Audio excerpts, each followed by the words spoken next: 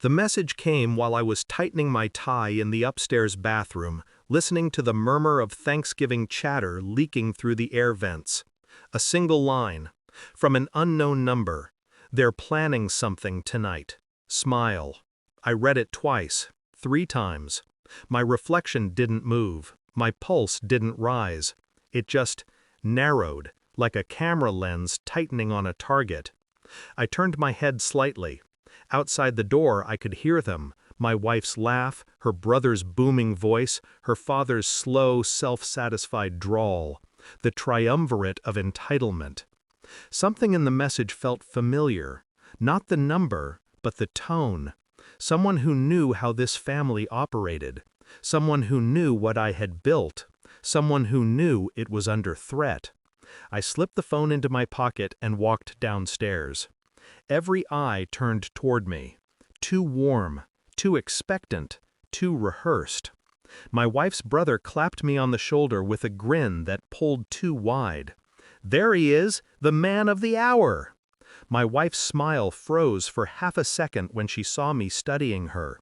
Just half a second, but I'd learned long ago that half a second is enough to betray guilt.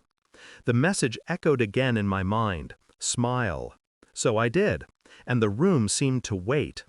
It had started weeks earlier, a shift, a subtle cooling in my wife's touch, a softness replaced by calculation.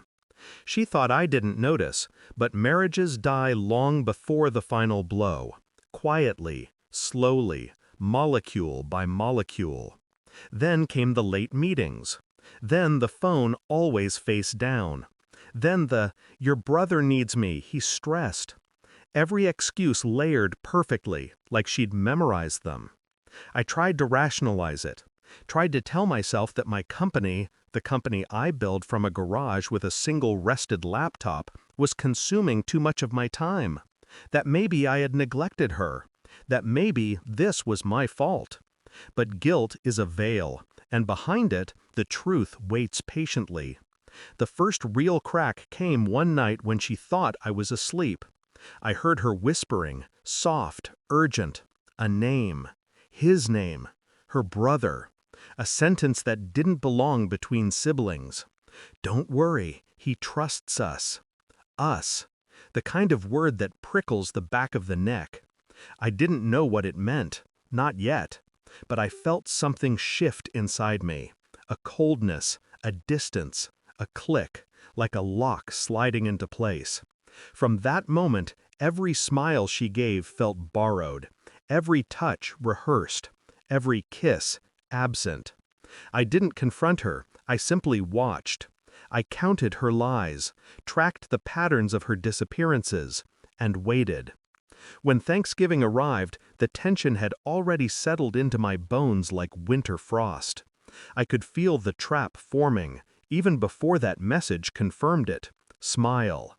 Someone knew. I began investigating quietly. Phone records first, masked numbers, repeated calls to her brother at strange hours. Then bank transfers, small, incremental, hidden under family expenses.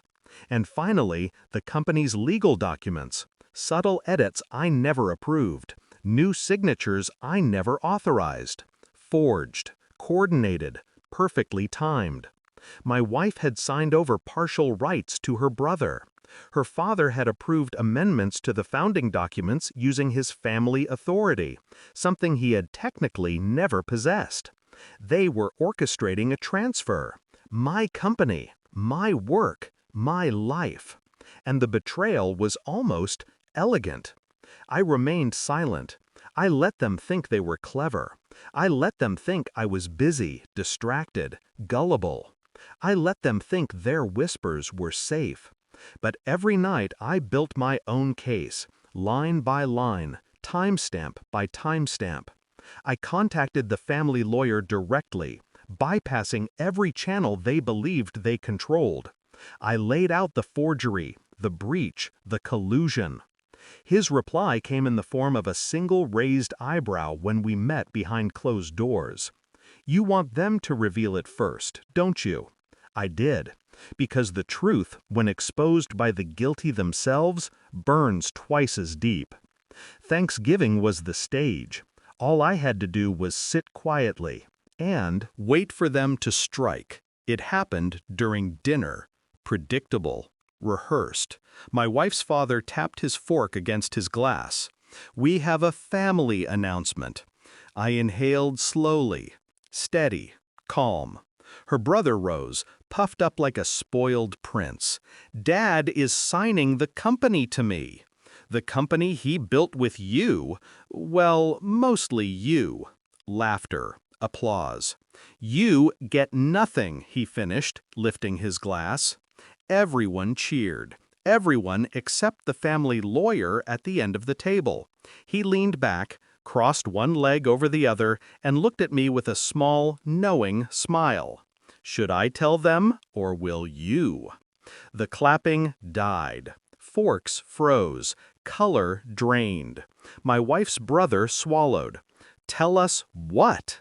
The lawyer slid a folder across the table toward me. Thick, heavy, irrefutable. I pushed it toward her brother without opening it. He flipped through the first pages. His hands began to tremble. Forgery, collusion, fraud, every detail exposed. My wife looked at me, eyes wide, breath caught in her throat. I didn't blink. Her brother shoved back from the table. The blood drained from his face. This isn't real." "It's notarized," the lawyer said calmly, "and already filed." My wife's father stuttered, pointing at me like a man drowning. You set us up." "No," I softly, "you set yourselves up. I just turned on the light." My wife whispered, "Why didn't you tell me?" I met her eyes with the same detachment she had practiced for months. "Because you chose a side long before tonight." Her face broke. Her brother panicked. Her father looked suddenly ancient, hollowed out by the weight of his own greed. I stood, slid my napkin onto the table, and delivered the final blow with the same calm they mistook for weakness. "I moved the company last month. New board, new protections. Every signature in that folder is evidence, not ownership." Her brother's mouth fell open. My wife looked like she might collapse. I walked past them without touching a single glass, plate, or hand. Behind me, voices cracked, chairs scraped, someone sobbed. I didn't turn around. Not once. Outside, the cold air felt clean, sharpened, honest. I stood at the edge of their driveway, listening to the chaos unravel behind me, their empire of entitlement burning from the inside. I felt nothing. No victory. No regret. Just clarity. People don't betray you suddenly. They drift toward it, step by step, lie by lie. Tonight was simply the moment the mask finally fell.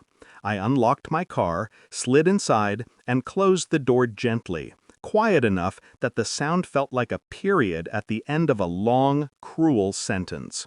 As I pulled away from the house, I realized something simple, something final. They had warned me with their betrayal. I responded with truth, and truth, when delivered coldly, is the one thing no one survives. I didn't need revenge. I only needed to let them see themselves. That was enough. That, everything.